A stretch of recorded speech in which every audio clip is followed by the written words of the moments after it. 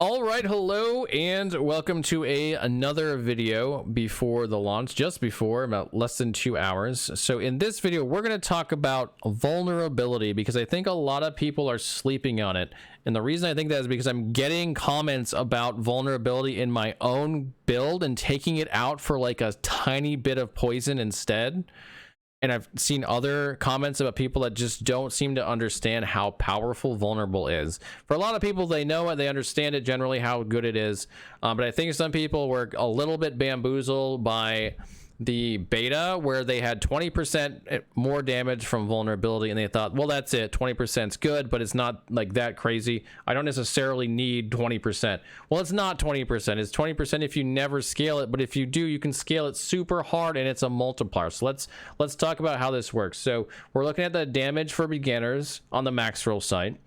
And the important two aspects of this for us are two of the damage. We're going to call them buckets, even though that word was used incorrectly recently by some other sources. But there's two different ways that we can look at damage in here when it comes to like what you put on your gear generally.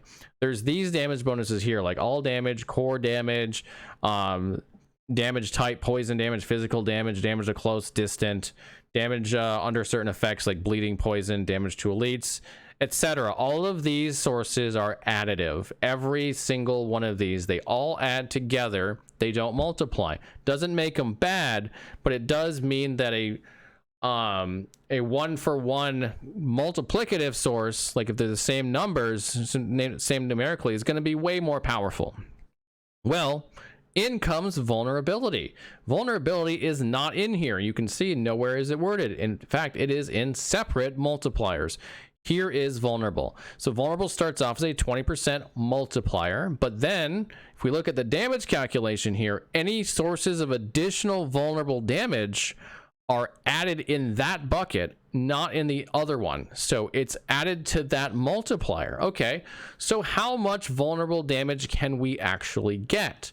Well, in this build, this is one that I put together. We have 3 sources of vulnerable damage just on gear. We're not even looking at Paragon, where you can get more vulnerable damage. Just on gear, we've got 70.5% vulnerable damage right here. We've got 35.3% vulnerable damage, excuse me, here. And we've got another 35.3%.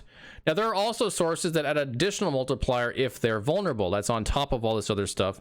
But just for scaling vulnerable alone, we're looking at over 140%, over 150% vulnerable damage. That goes into the vulnerable damage bucket along with the 20. So we're over 170% vulnerable damage multiplier on that. That is insane. That's almost 3 times. Because remember, it's 1 plus that, so it's like you're doing 270% of the damage you would have otherwise done. An absolutely crazy multiplier. Do not sleep on vulnerability. If you can fit it in your build and you can scale it, it is way better than additive damage. Like way better than all of the other damages that you're seeing on here. It's better than damage to poison. It's better than damage to close. It's better than all of these on your gear. Because it is not going to be additive. It's going to be a separate multiplier that you can then supercharge way beyond the 20% that you start with. So this is your PSA, so to speak. Vulnerable damage is amazing.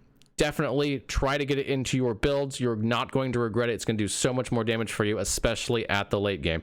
All right, thank you so much for watching. I hope this was informative to you. Have a great time in Diablo 4. As of this recording, we are about an hour and 45 minutes away. Look forward to seeing you all in Sanctuary, and I'll see you all again real soon.